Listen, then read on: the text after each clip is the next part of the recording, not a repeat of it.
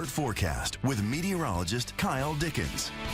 Well, we got First Alert Doppler radar fired up here, watching this storm out to the southwest of Mount Pleasant here. Some big time hail right there. You can see that hail core on radar. Tracking this, not in the TV6 viewing area yet, but it will be moving in, skirting parts of Henry County, Iowa here. Before you know it, talking about considerable damage threat with that as we see near golf ball sized hail. Good storm moving through parts of Muscatine County as well. West Liberty down to Nichols, also down towards Lone Tree, getting ready to cross the Route 6 I-80 corridor eventually, and might even get, as it continues on to the east here, might get close to our area here in the Quad Cities, but that's all going to be par for the course as we're going to be talking about even more activity developing here. Take a look at the regional view satellite radar.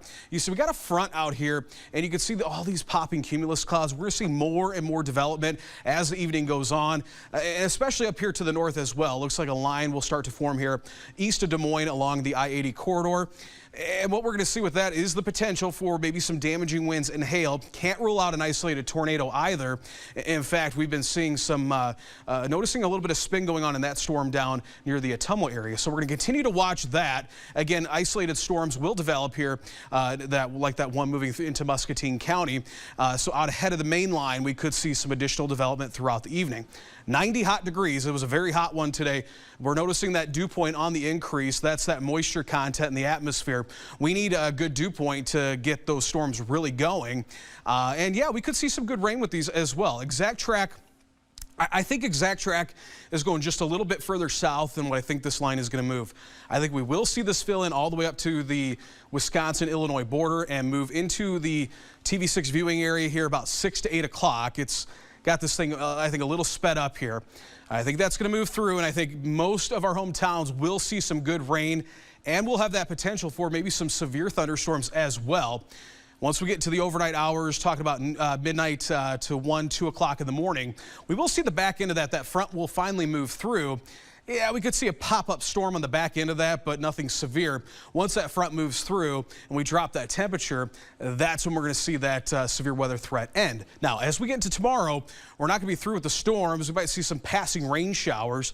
Light in nature. We're not going to, unfortunately, tally up a bunch of rainfall, but as that low pressure moves up into Wisconsin, that's when we're going to see that those showers kind of twirl around that low. Kind of the same deal with Monday, too. I think as Monday afternoon hits, there you go. That low pressure sitting right there over Lake Michigan, and then we'll see some of those active rain showers. Maybe a quick thunderstorm here move through.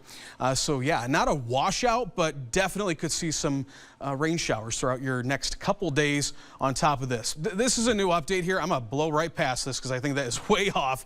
We're going to look at this model because I think this is more in line with what we're going to see. Talking about on the high end, talking about maybe 1.5 inches of rain. Great. Hey, we can take whatever we can get.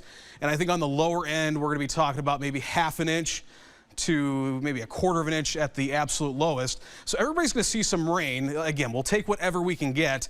But again, if you can get under one of these good complexes, yeah, we could pick up maybe, like I said, 1 inch to 1.5 inches, maybe even 2 inches. Storm Prediction Center has the entire TV6 viewing area in that level 2 risk. As we head into the day tomorrow, that slides to the southeast. That threat area becomes Cincinnati down towards Nashville. Again, yeah, we'll stay in that general thunderstorm risk, but severe threat will be over once that front moves through. And again, we continue with that first alert day until 3 a.m.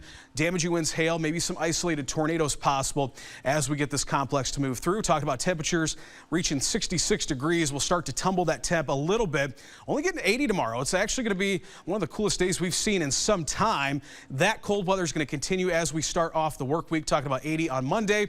And then as we get into the middle of the week, we'll start warming things back up, back to the 90s. But hey, we're going to get more active once we get to the latter half of next week. Today, Chief Mercenary of the Wagner Group has